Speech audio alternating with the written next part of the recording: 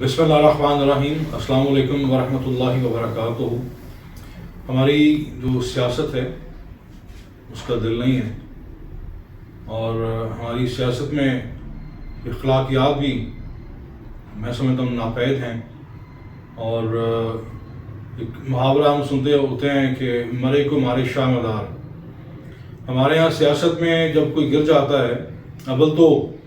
ایک دوسرے کی ٹانگیں کھینچنے کا رواج ہے کئی دہائیوں سے،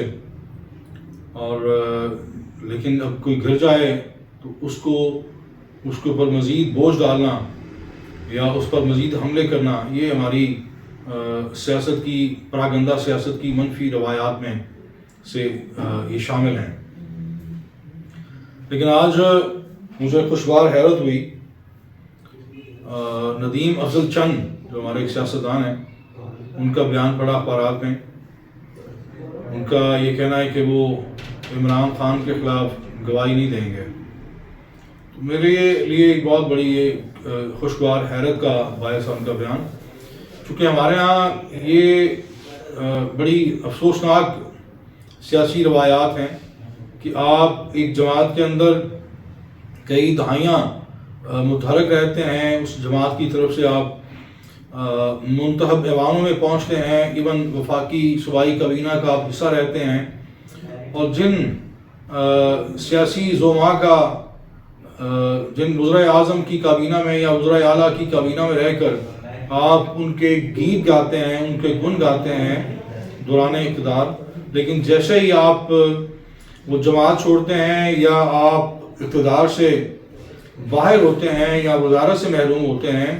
یا کسی پارٹی عہدے سے منسوب ہوتے ہیں، تو آپ اس اپنی محرومی کو ذاتی اناط اور رنجش میں تبدیل کرتے ہوئے پھر اپنے اس سابق نجات دہندہ کا، اپنے سابق رہبر کا، رہنما کا، لیڈر کا آپ میڈیا ٹرائل کرتے ہیں، ذاتی نوعیت کے حملے ہوتے ہیں. جس طرح آج پرویز خٹک کا بیان شائع ہوا اخبارات میں، موصوف کا کہنا ہے کہ عمران خان چور چور کے گیت گاتے ہوئے سارا مال ہڑپ کر گئے. تو کیا اچھا ہوتا موصوف کا یہ بیان اس وقت آتا جب عمران خان اقتدار میں تھے اور پرویز خٹک اس کابینہ کا، وفاقی کابینہ کا ہراول دستہ تھے. بڑا ایک مرکزی ان کے پاس بڑی اہم وزارت تھی، اور موصوف کو بانی پی ٹی آئی کا دست راز سمجھا جاتا تھا. عمران خان نے ان کو کے پی میں وزارت اعلیٰ بھی دی، اور جب دوسرا دور آیا تو پھر ان کو وفاق میں بڑی اہم وزارت دی. تو یہ ہماری جو سیاسی میں سمجھتا ہوں خرافات ہیں، ایک بڑی منفی روایات ہیں کہ جب آپ کسی کے ساتھ ہوتے ہیں تو آپ ان کے سارے عیب، ساری خامیاں نظر انداز کرتے ہوئے ان کے گن گاتے ہیں، ان کی خوشامد کرتے ہیں، ان کی شان میں زمین آسمان کے کلابے ملاتے ہیں. لیکن جیسے ہی آپ کے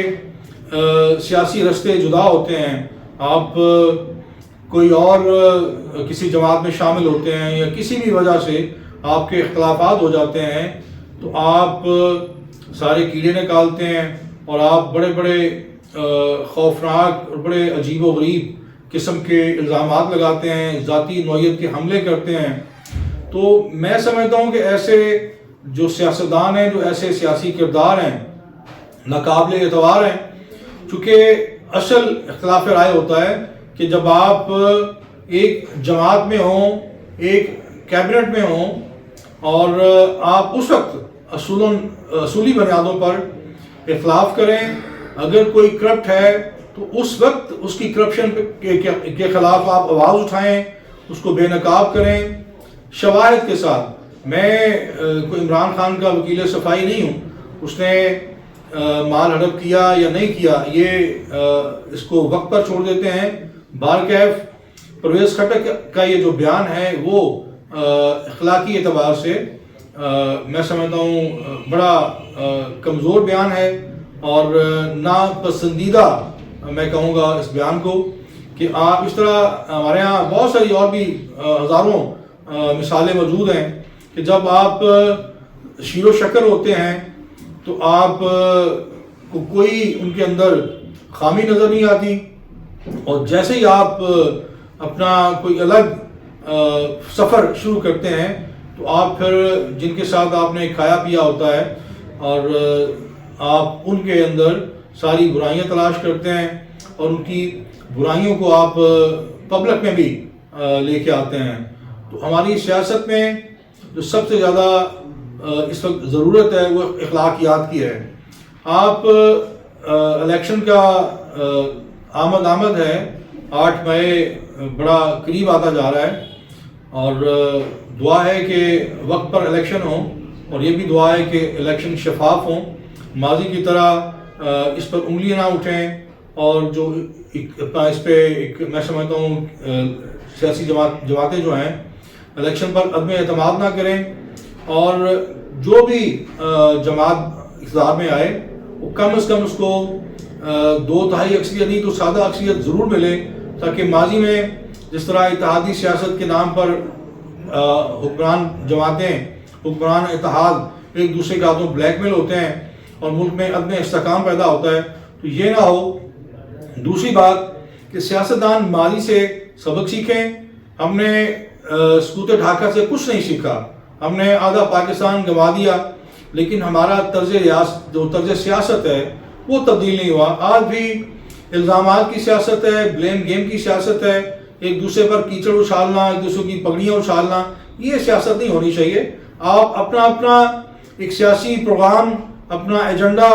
اپنا منشور دیں، اپنی جو اچھی آپ کے پاس کارکردگی ہے یا اچھا آپ کے پاس کوئی پلان ہے پاکستان کے لیے، معیشت کے لیے، وہ دیں۔ اپنی ٹیم اناؤنس کریں کہ اگر ہماری جماعت اقتدار میں آتی ہے تو وزیر اعظم کون ہوگا، اور وفاق میں کابینہ میں کون سی جو اہم وزارت ہے کس کے پاس ہوگی، خاص طور پہ وزارت جو خزانہ ہے وہ کس کے پاس ہوگی، پنجاب کا اور دوسرے صوبوں کا جو وزیر اعلیٰ ہے وہ کون ہوگا، آپ اپنا وزیر خارجہ کیا ہوگا، آپ کی خارجہ پالیسی کیا ہوگی، تو لوگوں کو اپنے آنے والے جو کل ہے اس کے فیوچر پلان بتائیں، لوگوں کو اپنا پروگرام دیں، لوگوں کو کنونس کریں کہ ہم اگر آتے ہیں، ہماری جماعت اقتدار میں آتی ہے تو ہم یہ اقدامات اور اصلاحات کریں گے۔ یہ جو بلیم گیم کی سیاست ہے، گالی کی سیاست ہے، یہ سیاست اب نہیں چلے گی۔ اب خاص طور پہ جو ہماری نوجوان نسل ہے وہ اس طرح کے طرز سیاست سے بڑی بیزار اور متنفر ہے۔ سیاستدانوں کو اپنا طرز سیاست تبدیل کرنا ہوگا، ورنہ پاکستان میں نظام نہیں بدلے گا۔ بہت شکریہ۔